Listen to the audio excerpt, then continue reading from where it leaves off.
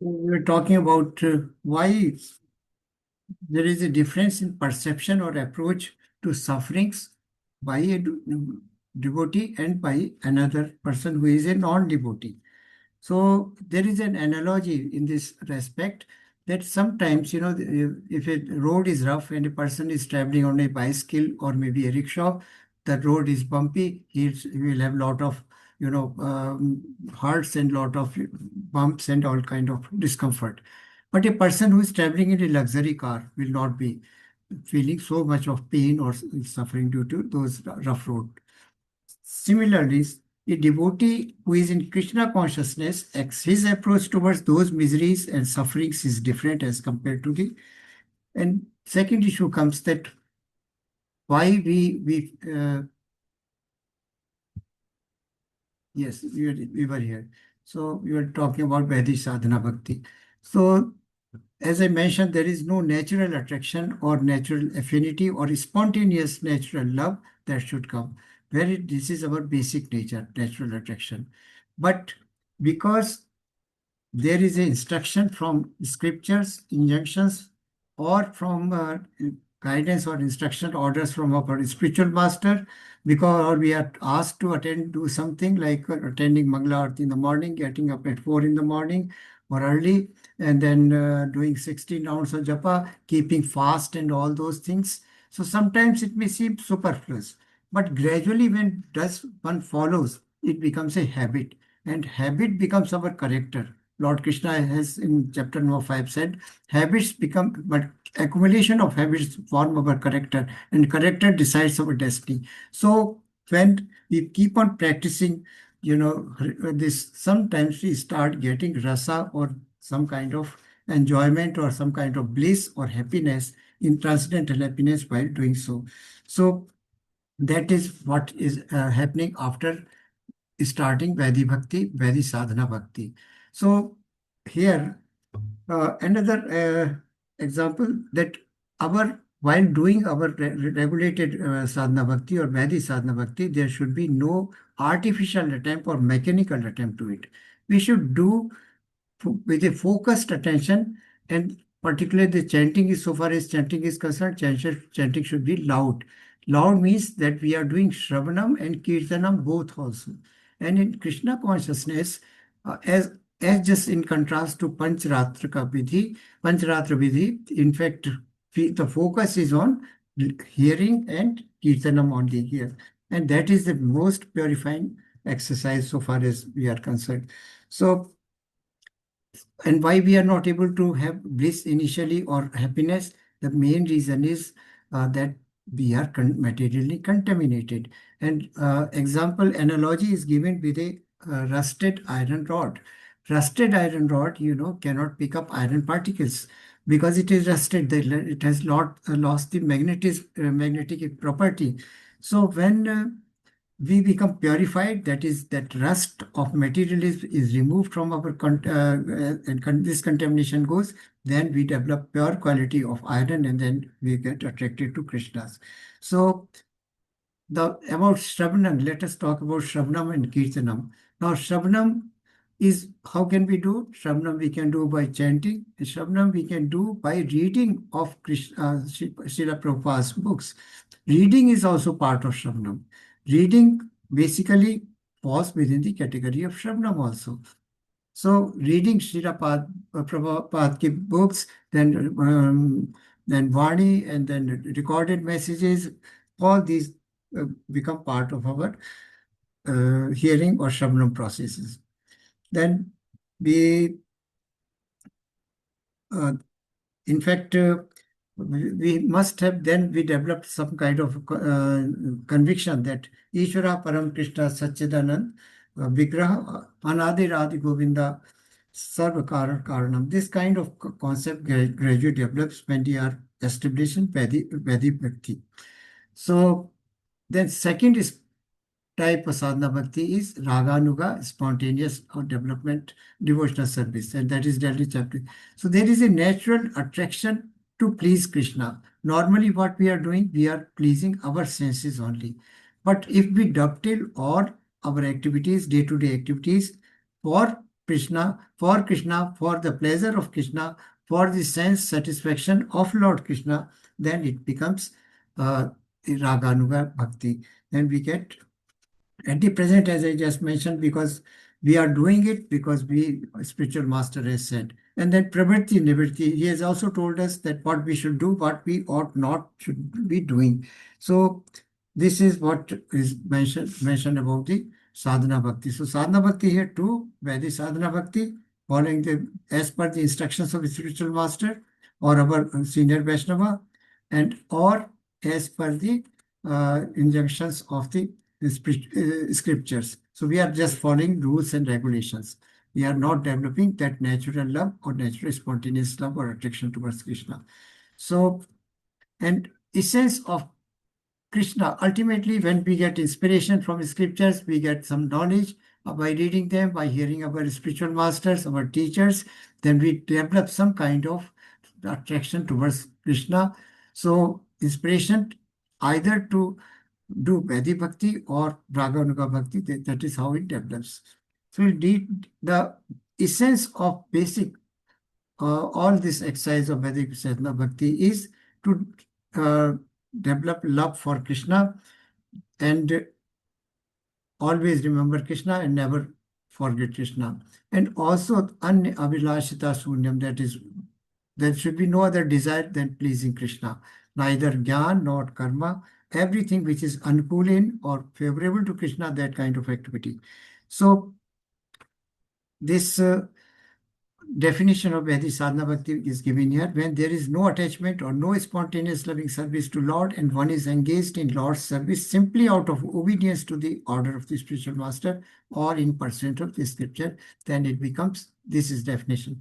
And the essence is always remember Krishna, never forget Krishna. That is the essence ultimately. Now becomes evidence. What is the evidence that yes, we can progress from just Vedic Bhakti towards Sadhana Bhakti or regulated Bhakti? Evidence is mentioned here in the Srimad Bhagavatam, that is a quote. If the result of following rules is they worship me, they will be happy, Krishna tells to Uddhava in 11th canto.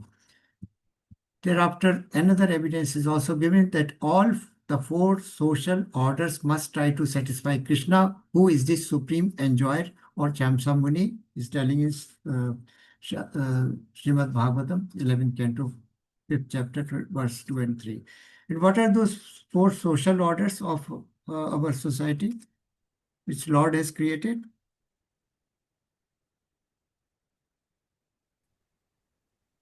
Vanaprast, Brahmachari, Bra,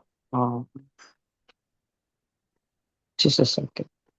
Mataji, those are ashramas.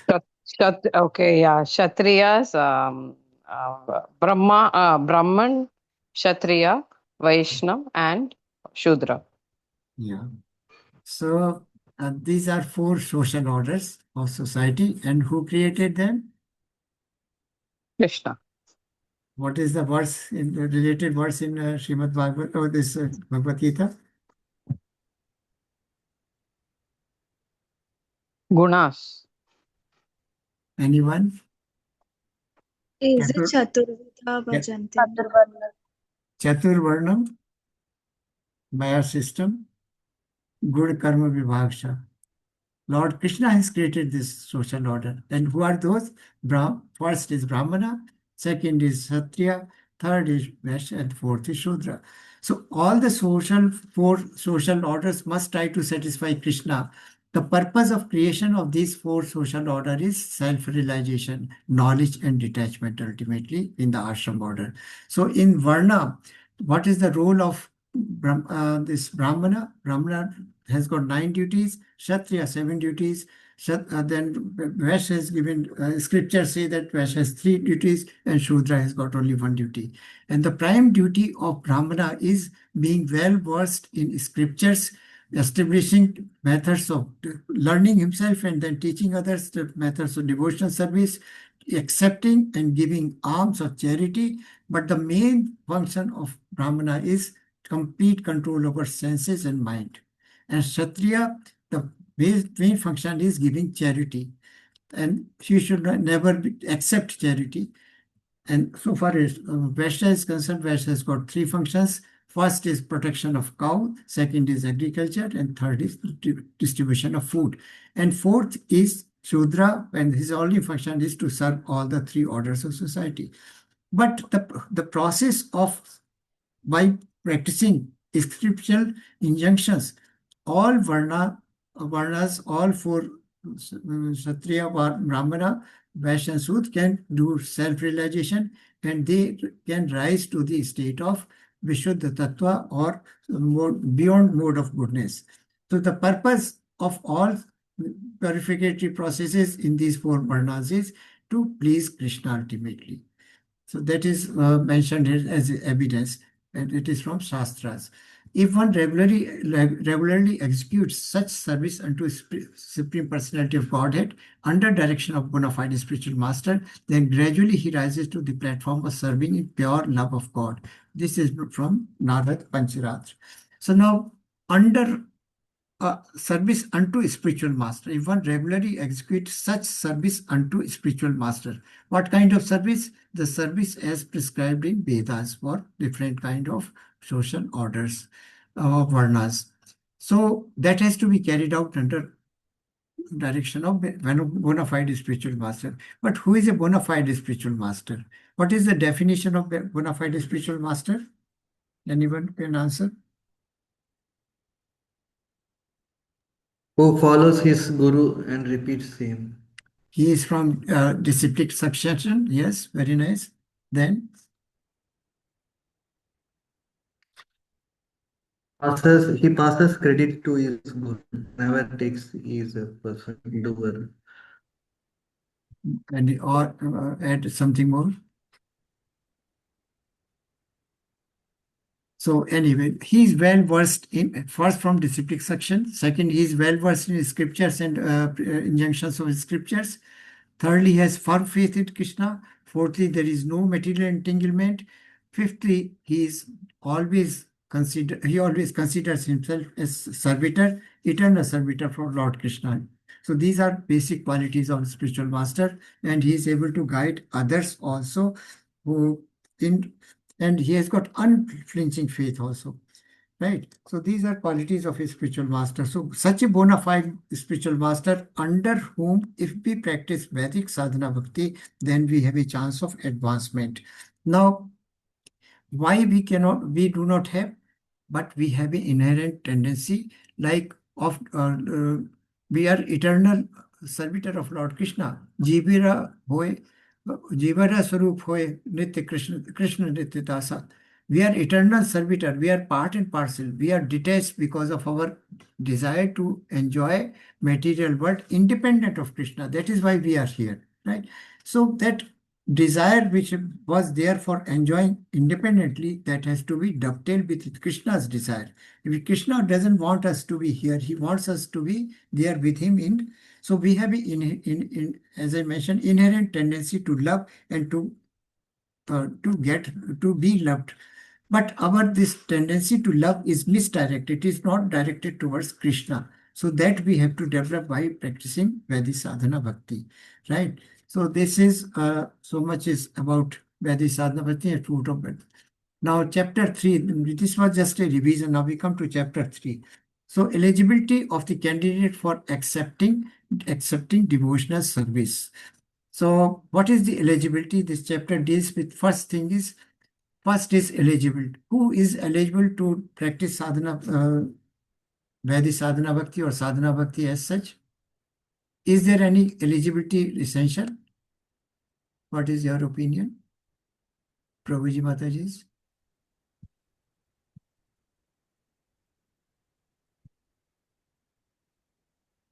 We have talked this in the last lecture, eligibility. What are the basic stages through which one can develop devotional service?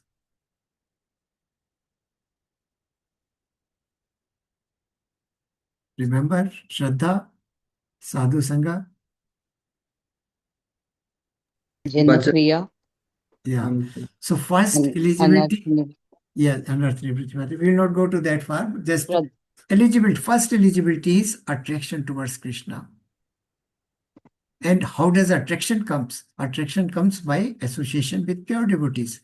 Or there is inherent, if one develops by himself, but we cannot do it. If we go to a forest or a mountain, can we live peacefully and do devotional service? We cannot, because then Maya Devi will capture us. So eligibility, there are three criteria eligibility so far as eligibility is concerned. First is there should be attraction. And how does attraction come? Attraction comes by two things. Satat prayas, satat kriya or satat seva and mahti kripa. Vaishnavas, pure devotees, we have to serve the pure devotees and we have to gain the mercy of pure devotees. Then only Shraddha develops. So eligibility, first eligibility is that we should be serving pure Vaishnavas. And also by their mercy we can develop eligibility too. And by their mercy, Shraddha develops. So before Shraddha, mercy and service to pure Vaishnava is essential. Second, after Shraddha comes Sadhu Sangha or the association of pure devotees. So eligibility, three things are required. First is Shraddha. Second is, the mercy of Lord. And third is mercy of our spiritual master or senior Vaishnavas.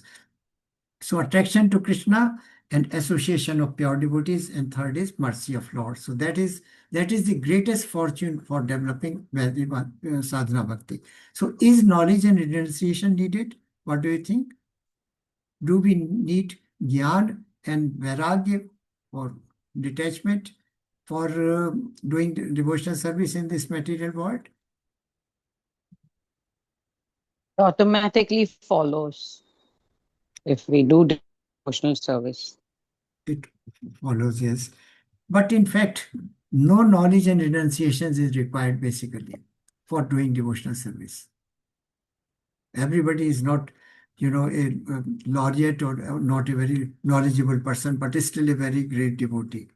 So the sadhu sangha is very, very essential, as I mentioned. So knowledge, eligibility, shraddha, association, and mercy of Lord. Then, before we proceed to knowledge and renunciation, there is one more point: association of devotees. Can we quote from some examples from Shastra where a neophyte became a pure devotee by association of a pure devotee? Some evidence from some Bhagavad Katha that happened? The Maharaj got associated with Narada and became a devotee. Yeah, very nice. And more examples? King Rahugana got enlightened by Jalavarta. Yeah, very nice. Mragari, Hunter Mragari, Prahlad Maharaj. So both came in touch with Narad Muni, and Narad Muni, they turned into Prahlad Maharaj. We know that Dhruv Maharaj, not sorry, Prahlad Maharaj. It was about Dhruv Maharaj. Prahlad Maharaj he also came in contact with Narad Muni. So our association at the moment, we may have online association, we may have offline association, but best offline association is Srila Prabhupada. He is always living through his books. So he is present with us all the time. So he is always providing us sadhu sangha. In fact, in the form of his books, talks, and Vani and recordings. So that is important point. Now, second point comes that is knowledge and renunciation. That is not required. In this respect, a story, Bhagavad Katha is important. Chaitanya Mahaprabhu, while he was on a tour to South India, he went to Ranganath temple. He found there is a poor person sitting on ground, and he was holding Bhagavad Gita upside down, looking at a picture of Lord Krishna being Sarthi of Arjuna, that picture, typical picture on the cover page, and he was crying. Then Mahaprabhu asked him, why you are crying? Prabhu, he said that I'm crying because I'm illiterate, but I am deriving a lot of pleasure looking at Lord Krishna and Arjuna here in this picture. Because my spiritual master has said that you must study So, or must read Bhagavad Gita. So, but I can't read, so I'm just crying. So, association of book is as good as, and this poor person had no knowledge, he had no renunciation, no vairagya, but he was a pure devotee. He was crying, seeing, he could imagine everything happening in Mahabharata, this battlefield of Kurukshetra, by looking at that single picture only. So knowledge and renunciation are not required. And Gyan Karmadi Anavratam, without any covering of knowledge, and grades such as eligibility to advance, that we come to later on. What are the grades? How can one can advance in devotional service from Vaidhi Sadhana Bhakti to Raganuga to Bhav and ultimately to Prema Bhakti. Varieties of neophyte, three types of neophytes are there. We know that they are Kanishtadhikari, Madhyamadhikari, and Uttamadhikari. We'll talk about them. Who is best of these? Out of these three varieties of devotees, and impediments to advancement in Vedic sadhana bhakti, there are a lot of hindrances or obstruction or barriers to advancement. And what is the most important? These are the headlines of this chapter, which shall be taking one by one. So Sadhu Sangha, now we come to eligibility. Sadhu Sangha awards attraction to Krishna. One may still be attracted to karma, bhakti, and jnana and other aspects of material life. And if the attraction is unflinching, he is a candidate. So this is, now we are in material world. In material world, so many material activities have to be performed by us, right from morning till late in night, right? So, but if we remain in association, we still perform those material activities, but with our but as an offering to Lord Krishna. The attitude or approach completely alters thereafter. So we may be attached to karma, bhakti, and mukti, and all those aspects of jnana and vairagya and yoga systems, but the attachment towards Krishna may increase and gradually towards these karma and jnana and bhakti mukti, that also decreases. So when there is genuine attraction or there is genuine shraddha towards Krishna, then one person becomes eligible to. Then there are three classes of devotees. We just now two things are there. The devotees, as you know, we have to serve and seek the mercy of spiritual masters or pure Vaishnavas. So for that, we have to have a feeling of surrender. Surrender and Shraddha go together. Surrender means surrender has got 6 symptoms.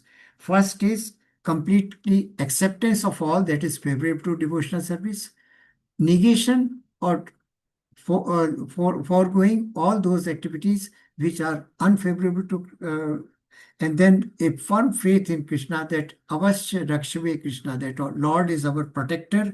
Then thereafter, always having faith that Lord is going to be always our guardian or our well-wisher.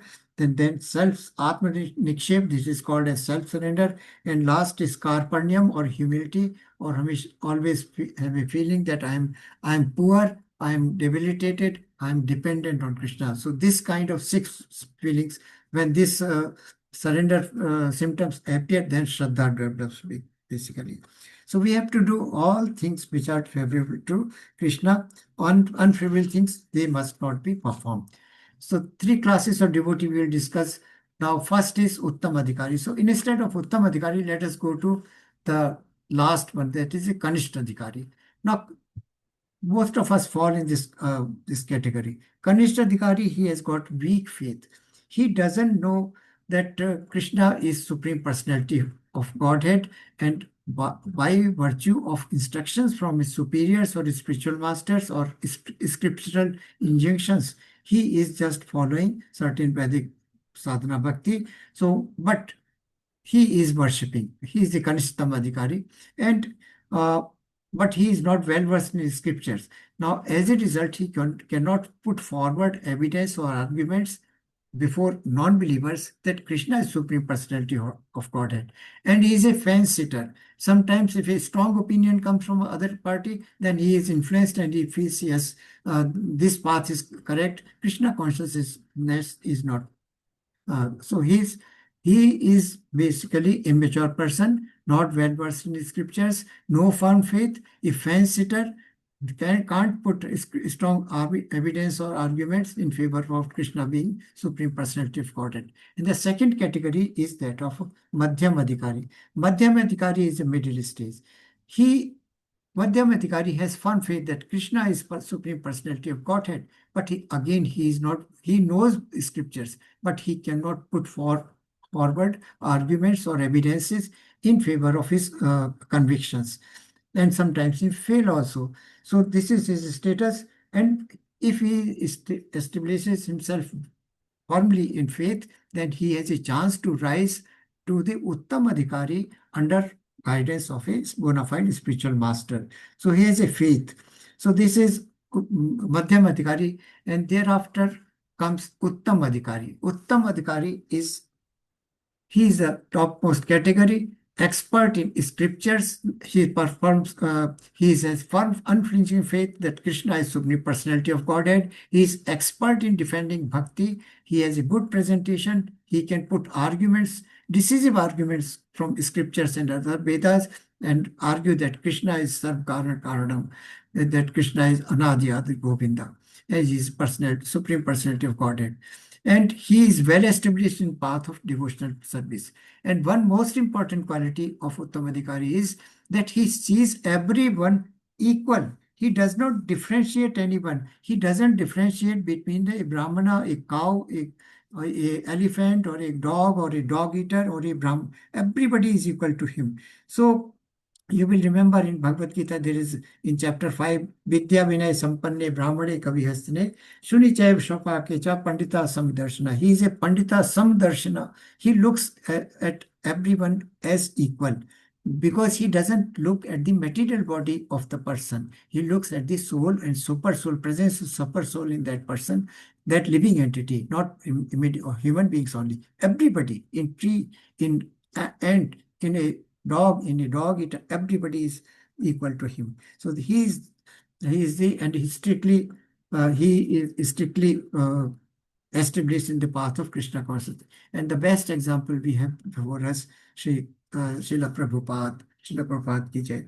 So this is how the three categories of devotees are mentioned here. First is based on faith and knowledge, Uttama Adhikari, Madhyam Adhikari, and third is Kanishta Adhikari. So Kanishta Adhikari has a chance to get elevated to Madhyam Adhikari, and Madhyam Adhikari, under guidance and supervision of his spiritual master, has a chance to get elevated to the level of. So this is here three types of devotees are mentioned here.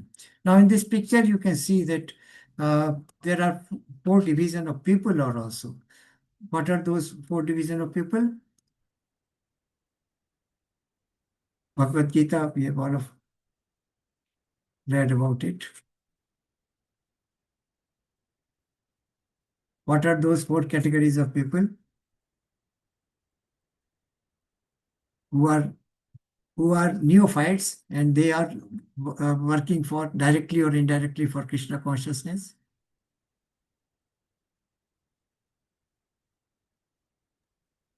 Jnani, Yeah, Artha, yes, very nice. Jnani. I forgot other Prabhuji, sorry. Arthi and Jignasi. Yeah. Arth, Artharthi, Jigyasu, and Jnani. So here you can see Dhruv Maharaj was here. You can see here that Gajendra is there. Two pictures are given. So what was happening here in case of Dhruv Maharaj? Why did he leave his house and went for He meditation? wanted bigger kingdom than his grandfather, Brahma. Yes. Yeah, then Brahma, then he wanted a bigger kingdom, bigger than. Why he wanted so? Why he left his home? Because his Disrespecting. Suruchi didn't tell, my stepmother did not allow to Yeah. sit on father's lap. Yeah, so that is Hare why Krishna. what motivated. So he was Artharthi. He was desirous of some wealth or some kind of opulences, right? So then Narad Muni, he says, why you are asking for such pieces of glass? Why not go for diamond? So that is how he was association of pure devotee, and he got elevated to such a great level, right? So there arth, example of arths, arth are, who is the example of arth? One who goes in distress, Prabhuji. Yeah, distressed. Arth means person who is distressed. And who was in distress? Who remembered Krishna?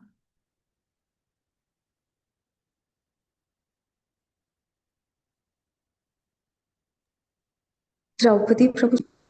Yeah, yes, Mataji, Draupadi one. And you can see the picture, Gajendra here. Kendra. Yeah. Yeah, Gajendra. Gajendra. He fought with this crocodile for 10,000 years, and he is a surface animal, and the crocodile is a water animal.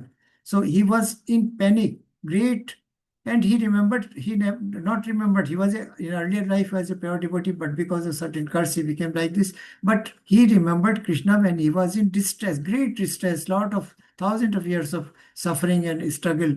And the crocodile being water animal, aquatic animal, got strength in sting, but and he was losing his strength. So at the last, he picks up a rose, the flower, and offers it to remember Vishnu. Then Vishnu comes and Krishna helps. So he's a Arth, and this is Artharthi, is example of this Dhruv Maharaj who wanted a kingdom bigger than Lord Brahma's kingdom. So again, the same things are repeated here. Advancement happens by association with pure devotees. Original eligibility is piety. Piety means reverence towards God. And reverence comes, that is Shraddha. Without piety, distress become antagonist. This is important here. If we don't have faith in God, then if we suffer, we face some kind of miseries and difficulty life, we start holding God responsible for our miseries. We forget that we are a great sinner. For thousands of births, we had been doing a lot of sinful activities, and now the reactions are coming or getting expressed as miseries. So without piety, we have to have piety or reverence or shraddha towards Lord. And without knowledge, they worship demigods or humans. So in Bhagavad Gita, again, this part is mentioned here. What is mentioned about? The four types of persons without knowledge, they worship demigods. What Lord Krishna has said about those who worship demigods, what they are called?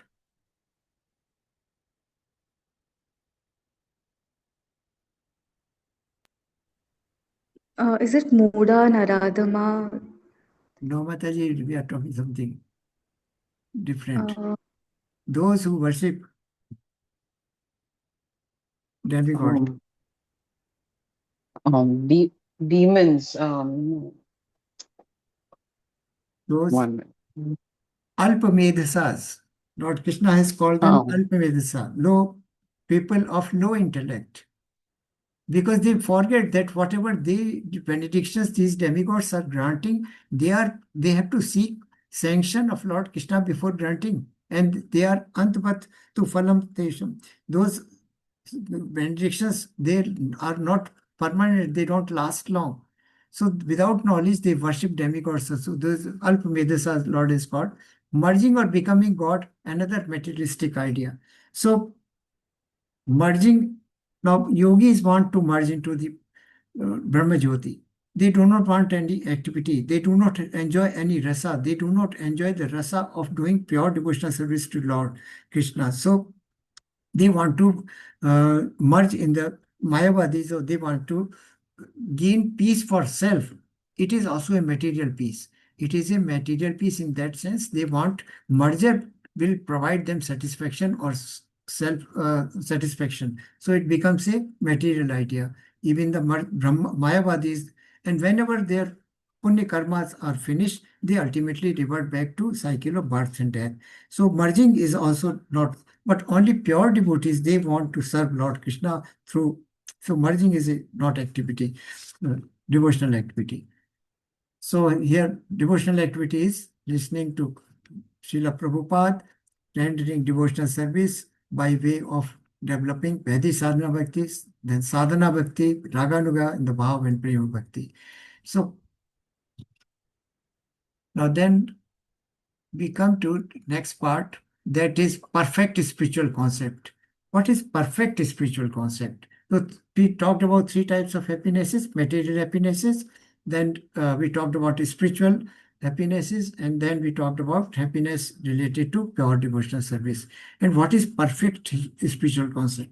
Perfect spiritual concept is that we are material body, but we are having a soul in this material case, which is divine and which is part and parcel of Lord Krishna. It is Anu. And we have got Vibhu also, Vibhu in the form of super soul. We have got Paramatma or Lord Krishna present in our heart as. So this material happiness, is, as I told you, is a Bhoga Tyaga and Chapal Sukha, but it is practiced by those who are karmis. They are not practiced by devotees. So then spiritual aspect, Mayavadis merging. Then third is Bhakta, who practice the devotional service. They don't want any kind of liberation, bhakti or mukti. So complete knowledge of one's constitutional position is that we are eternal servitor of Lord Krishna. We are part and parcel of Lord Krishna. We are here in Ashrashat Dukhalayam because of our independence that we wanted to enjoy our sense organs or sense gratification. It is independent of Krishna. So we are here and we are eternal servitor of Lord Krishna. So this is we are not material body, we are soul. This is complete knowledge or perfect knowledge. And dovetailing everything in the service of Krishna. As was discussed earlier, we are in material world, we are doing a lot of material activities, but we have to dovetail everything with Krishna. While cooking, let us listen to Krishna's, Srila Prabhupada's, lectures, or might listen to some kind of kirtan or some kind of bhajan. So that is the concept of dovetailing. If we are preparing some food, let us think that we are preparing bhog for Lord Krishna, not for our self-consumption. We shall eat as prasadam. So we should see Krishna in everything, in his opulences. Lord Krishna has mentioned that think of me whatever you do in material activity. So desires, then bhukti and mukti are like witches. Bhukti means bhukti means material enjoyment and mukti means liberation. They are been compared to ghosts and witches. How do witches act? Witches or some kind of ghost spirits, they take control of our mind and heart. So we are not able to think. Whatever they say, then accordingly we act. So similarly, bhukti, material enjoyment, is once you start enjoying material, more and more material enjoyment, higher and higher, and you want to do more and more endeavor to earn more, to get happiness, to get physical comfort and all kind of luxuries. So they have been compared to bhukti. But why mukti has been compared? Liberation has been compared to witches. Liberation is compared to, we have already discussed, liberation, devotee does not want any kind of mukti. Devotee wants eternal, loving, devotional service to Krishna. He doesn't want any kind of sarupya, salokya, samipya, sarishti, or sayuja mukti. So these five kind of mukti, devotee does not want. They are like witches. They haunt our mind. So they don't give us eternal happiness. They give us only material happiness. And as soon as our punya karma, account of balance of punya karma is finished, we revert back to the cycle of birth and death. And Lord Chaitanya Mahaprabhu in his Sikshastakam has also mentioned about this thing. What he has said, does anybody remember in Sikshastakam?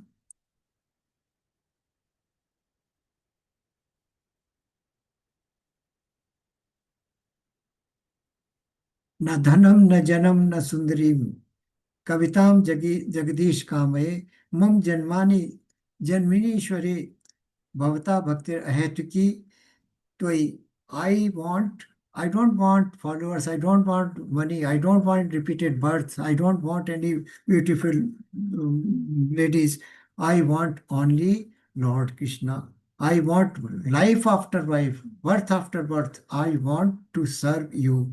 Bhaktir ahetuki tvai. I want to render unmotivated devotional service to you. Ahetuki means without any motivation, without any desire for food.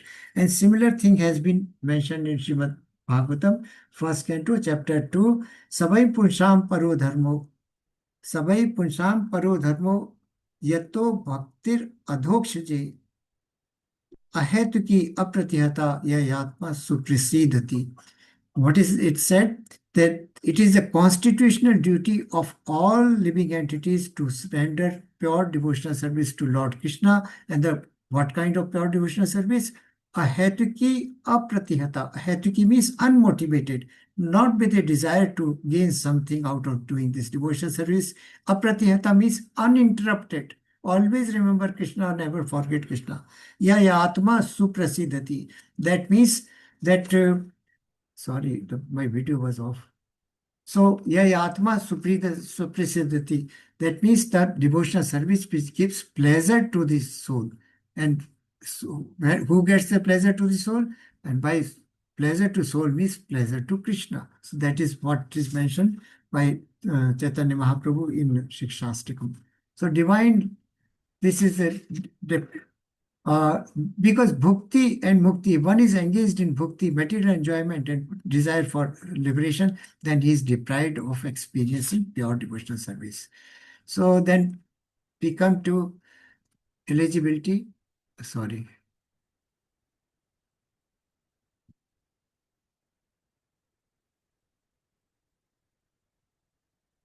So eligibility, first result, this is just a summary gist of what we have talked about.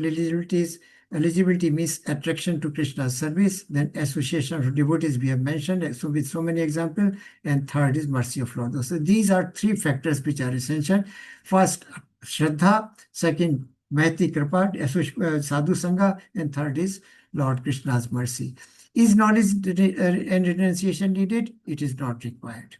Because not a prerequisite, because too much of this makes heart hard and emotionless.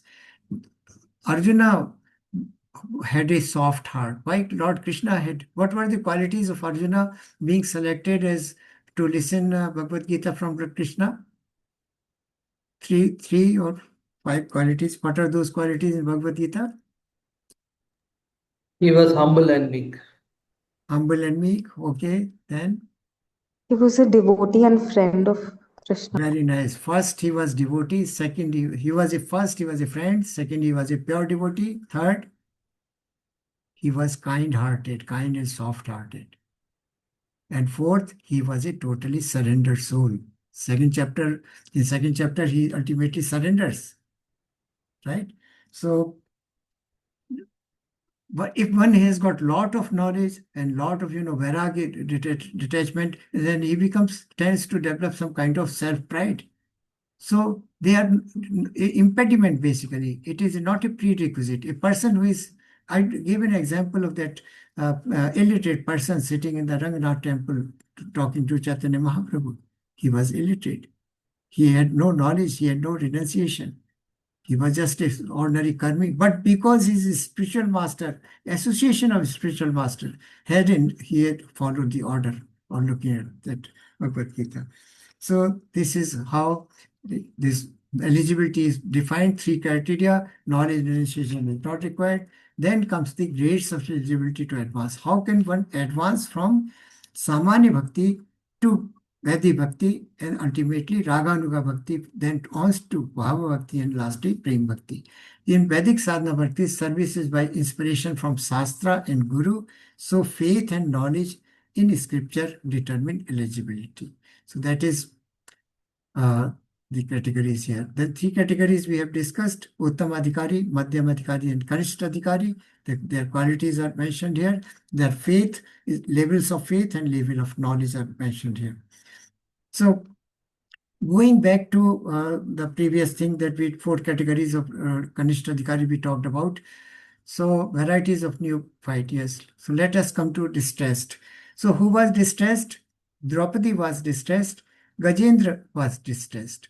And they were neophyte. They had no knowledge, no detachment, nothing. But they had firm faith in Krishna. And they were distressed. When they were distressed, they probably may not be remembering Krishna all the time, both. But when person is distressed, he is in earth or in kind suffering from some kind of miseries, then he remembers Krishna, and Krishna responds to pure call of pure devotion. And those who needed money, that was Dhruv Maharaj. We have discussed about him. That is, Dhruv Maharaj wanted an empire bigger than Lord Brahma, and ultimately Narad Muni, association of devotee, elevated him to the level of a pure devotee. Then inquisitiveness. Who was inquisitive? Jigyasu. Bhagavad Gita says. Arjuna. Hare Krishna Mataji. Arjuna. Arjuna was Jigyasu. Yes, very nice. And other examples? Uddhava. Uddhava. Some better example. What about the 88,000 rishis who had gathered at Naimisharan under Sonak Rishi to listen to Sut Maharaj, Suta Goswami? They were inquisitive. They had knowledge. Right? Any other example?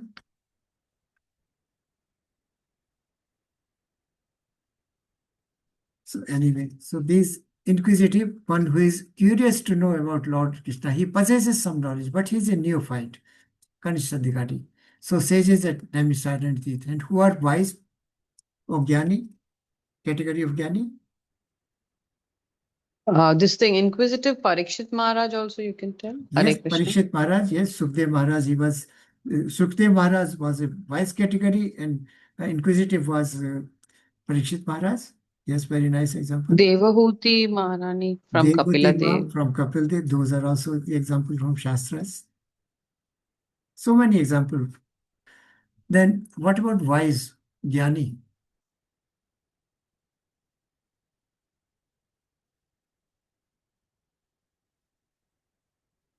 Four Kumaras.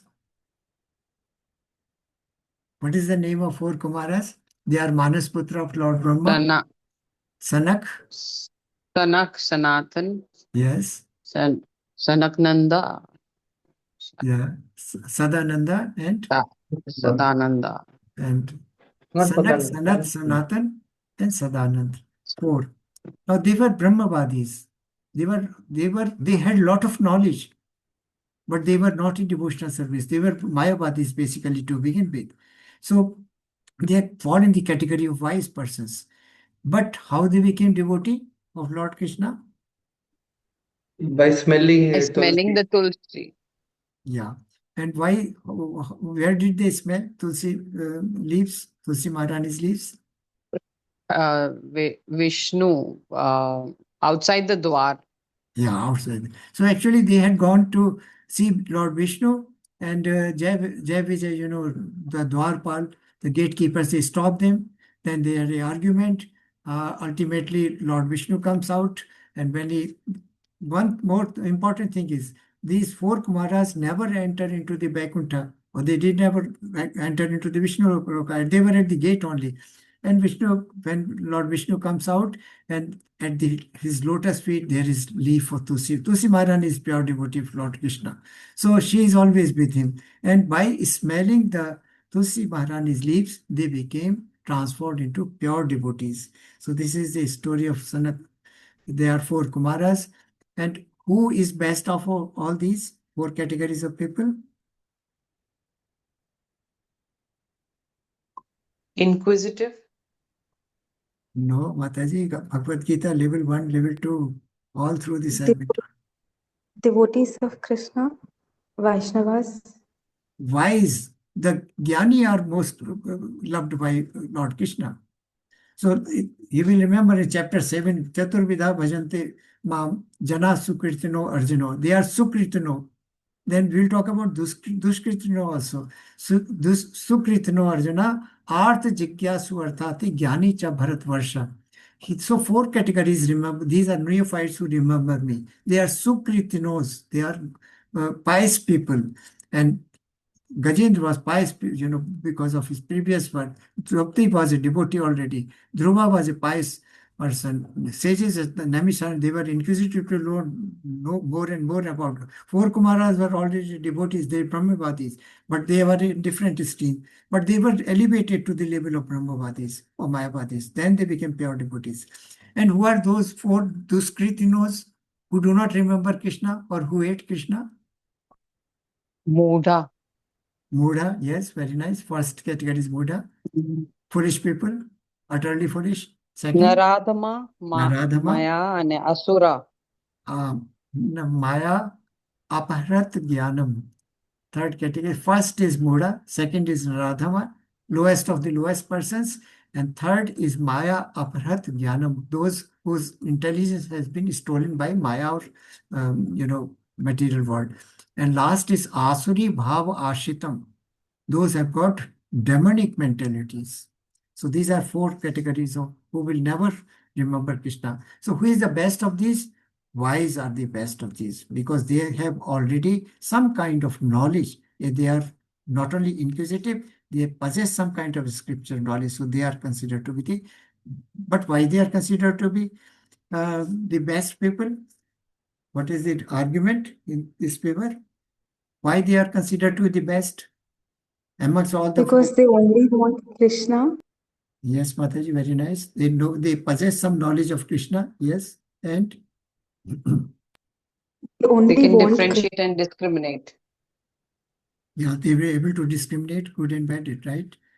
In fact, they possess some knowledge of scriptures, knowledge of Krishna through scriptures, knowledge of Krishna through spiritual masters. So they possess some kind of knowledge. So they are, that means they have got that spark inside, a spark of devotion in their heart. They need a trigger factor. And trigger factor here becomes what? The spiritual master, bona fide spiritual master. So Lord Krishna loves out of these four categories, for the wise people or the jnani people only, right? So because they can be easily motivated to practice devotional service. And where do they start? With Vedic sadhana bhakti only they start. So at least preliminary knowledge, shastras is there, some shraddha is there, inquisitiveness to know more and serve Lord is there. The only missing factor is some kind of motivation or some kind of triggering factor. So this is how it happens. Now there are certain impediments to advancement of in Vedic sadhana bhakti. We know we are material people and we are all so grossly contaminated, so grossly coated, Cheto Darpan Marjanam, we will remember that this mirror needs to be cleaned from outside. We are so grossly contaminated that there are so many hindrances, so many barriers in our progress to the Vedic sadhana bhakti. The first two things are mukti and bhukti. So first two is because we want to enjoy. We would not have come to this world. We wanted to enjoy our own self-sense, wanted to do self-sense gratification independent of Krishna. And Krishna, out of loving, as a loving father sitting in our heart, has given us heart as super soul, has given us minute independence to our soul. He says that yes, sometimes the child wants to something to do something wrong. The father, out of love, will permit him to do so. Okay, do it. Right? So Lord has permitted us to do whatever we want to do. And because we are conditioned by three modes of material nature, we don't want to serve Krishna. We want to do our own self-centered, whether it is passion of, mode of goodness, mode of passion, or mode of ignorance.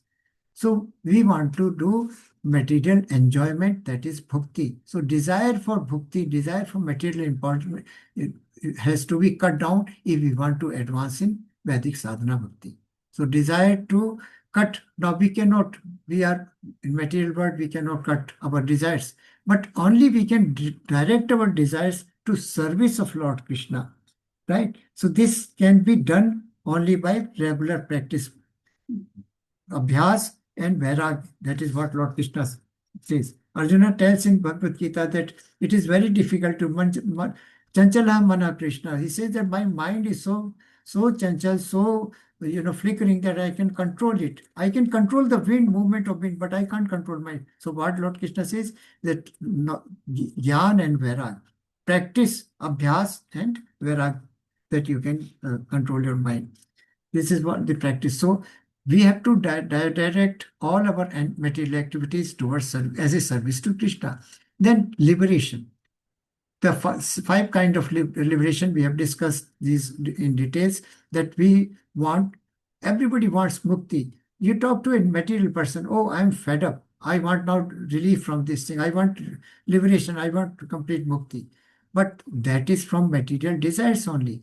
But the other form of liberation is Sariji Mukti, Sarupya, Salokya, Sarishti, and Samipya. So these five kind of muktis, it is also a barrier in devotional service.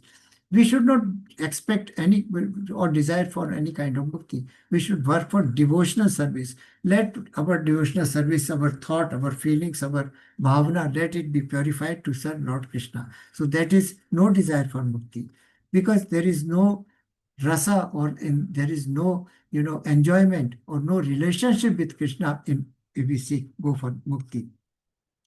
So there are a lot of examples from Shastras here which are given, examples that reject bhukti and mukti in favor of pure devotion. Now these are certain examples from scriptures. My devotees refuse all liberation. Lord Kapila is telling his mother, Devhuti, liberation and only want service of Lord Krishna. Then impersonalists also cannot achieve devotional service. They cannot touch your lotus feet because they are limited to, their approach is limited to Brahma Jyoti merging only. They forget this Brahma Jyoti is coming from the transcendental body of Lord Krishna. They don't want to know Krishna. So they cannot approach the lotus feet of Lord Krishna.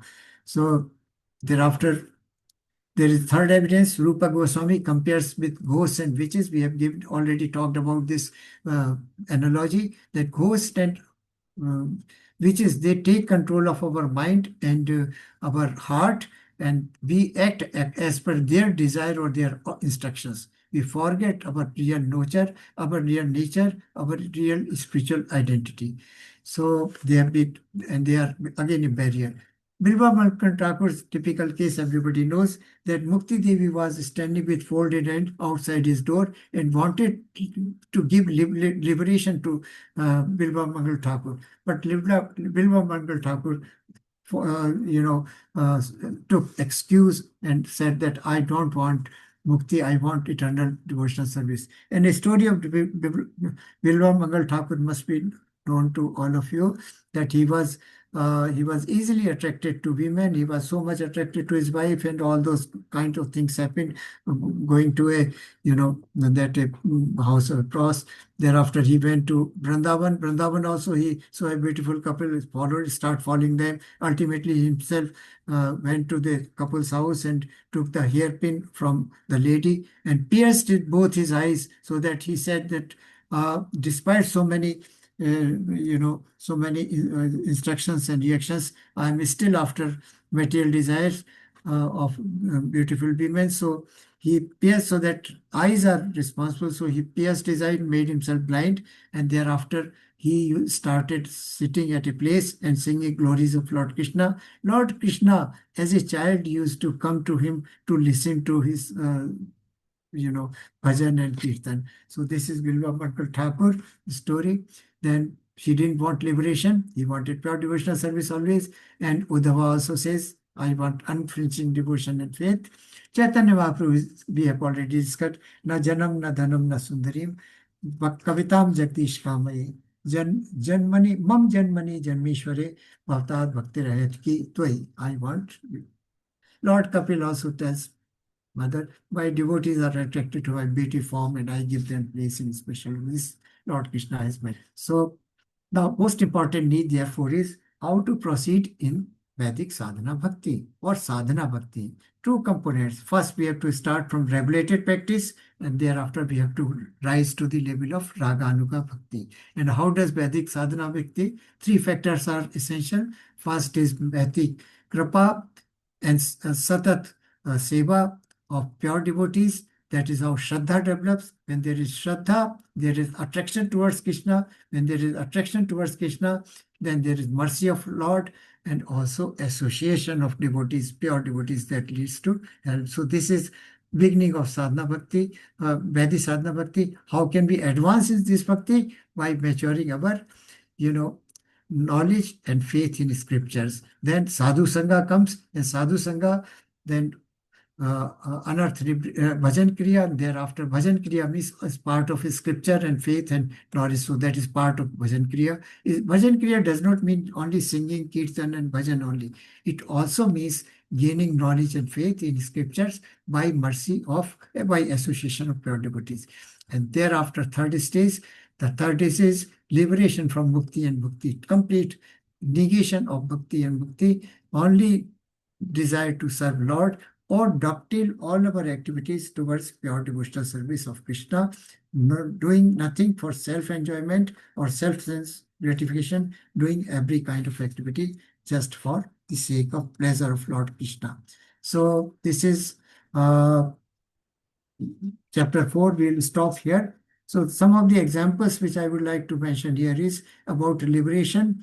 Who got what kind of liberation? What happened to that soldiers and others who were fighting in battlefield of Kurukshetra? What kind of liberation they got? Sarupya Prabhu. Yes, Prabhuji, very nice. They were looking at the Lord directly, face to face. They all were benefited by Sarupya liberation or Sarupya Mukti. What happened to gopis? Gopis, Yashoda Ma, and those all in Vrindavan?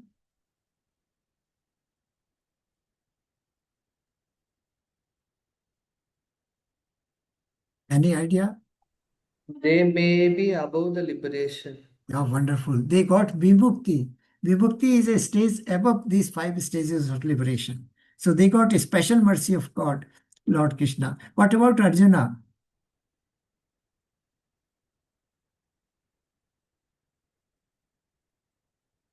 Arjuna got Samipya Mukti. What about Jaya Vijaya? They also got Sarupya Mukti. Residents of Vaikuntha, they got Salokya Mukti. They are living with Lord. Bali Maharaj got Sarishta Mukti. He got all opulences, all powers that Lord Krishna possesses. And what about demons like Kansa and Shishupal?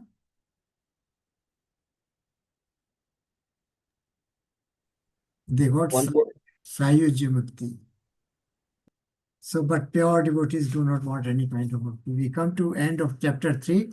I'll combine on next Tuesday, chapter 4 and 5. My request to all of you is that please, I believe that all of you have got this book with you. Can we have videos on for a while?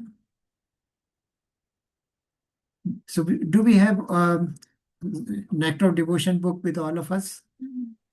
Yes, Yes, Prabhuji. Yeah, please, Mataji, Prabhuji, please read this chapter number 4 and 5 and read that chapter number 3 again. The recording will be shared with you in the group by Mataji. So read this chapter 4 and 5. We'll combine it on the next Tuesday and go fast.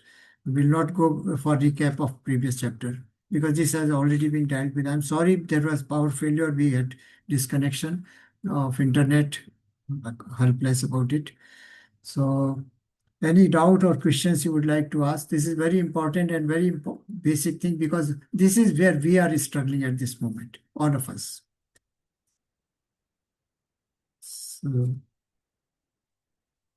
any question or any suggestion, correction, modifications or improvements? So anyway, we close today's session. Vanchakalpatarubhyascha कृपा सिंधुभ्य एव च पतितानां पावनेभ्यो वैष्णवेभ्यो नमो नमः। अनंत कोटि वैष्णव वृंद की जय, श्रील प्रभुपाद की जय, श्रीमद् भागवतम की जय, श्रीमद् भगवत की जय। All glories to assembled devotees. Hare Krishna, Dandavat Pranam, Prabhuji and Mataji. Hare Krishna, Prabhuji. Koti Hare koti Krishna. pranam. Hare Krishna. Thank you. Thank you very much for your assistance. Hare Krishna.